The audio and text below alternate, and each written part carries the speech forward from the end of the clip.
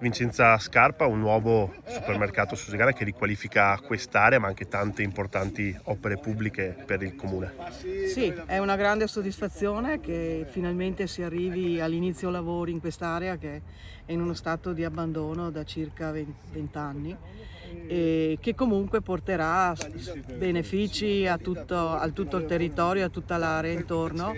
Non dimentichiamo che collegata con l'edificazione di questo supermercato ci saranno 2 rotonde, una in Pontebana e una che sistemerà finalmente la viabilità su via Barriera.